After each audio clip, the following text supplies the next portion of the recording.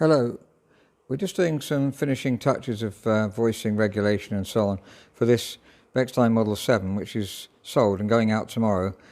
Just wanted to share a few thoughts about replacing bass strings, because unfortunately when we pitch raised we broke one of the bass strings. It was this right hand one here of these two. It's unusual for bass strings to break, extremely unusual really, and certainly I wouldn't expect any of these strings to break for the next 20, however many years. The main problem is if it's not been tuned for a long time, then there can be a bonding here. So we put lubricant on there, take the string down and back up again, and very rare for it to break, but it did break, this one here. So first of all, we try to splice the original string. Now if it's the one at the top here, then there's enough room here to splice it. There's other videos about splicing which you could have a look at. We're not going to look into that now, but that will mean that you can use the same string again. The splice is always as good and never seems to break, if it takes, that is. So splicing is the first thing, because you can keep the original string and it's an exact match. The second thing we do is copy both of the strings. Although it's just the right hand one broken, we copied the left and the right here, because sometimes the new one, however well it's made, doesn't quite match the old one, and so when you play them both there's a slight difference in tone. So we also keep the old string. We've got it at the bottom of the piano. So in the corner here we've got both the one that broke and the other one which didn't break. We took off because it didn't quite match the string that we got made. So here are both strings, both the one that broke and the other one that didn't break, which we wound down and kept, just because they belong to the piano really, and there's no point in us throwing them away. I don't think they'll ever be of any use, but it just seems daft to throw them away, so we keep them in the bottom of the piano. Now if it's a very good match, then ideally we want to just put this one on. The other one that we've made we don't put on at all. But we've made both strings, as you can see.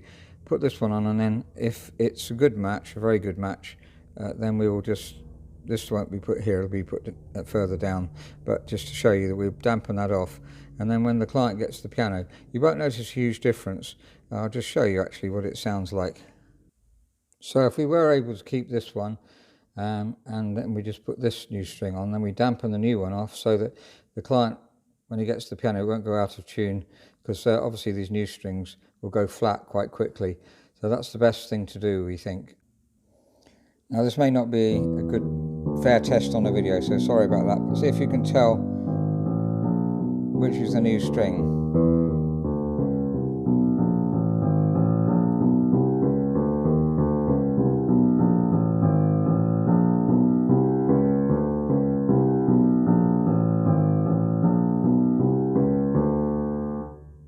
So here it is in the piano.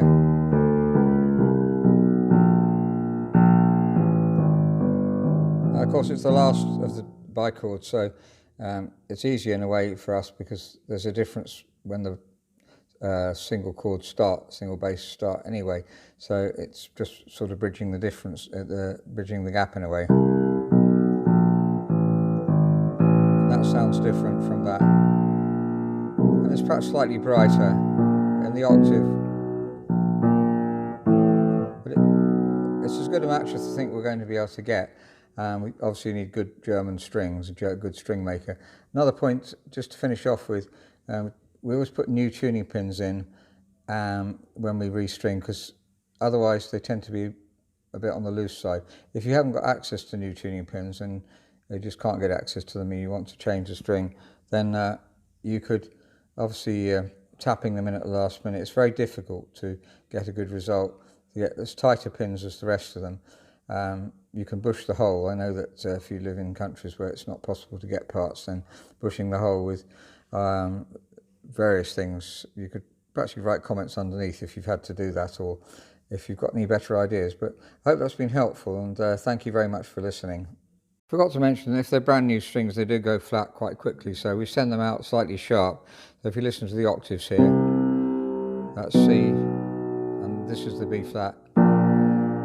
Now, if you're a tuner, you probably think, oh, that's horribly sharp, but difficult to know how sharp to leave it, because it's obviously going to go flat within a few days, and it's ideal for the client to have it in tune as long as possible, but that will need retuning a couple of times before it settles in. And once it's settled, it'll be just as stable as the rest.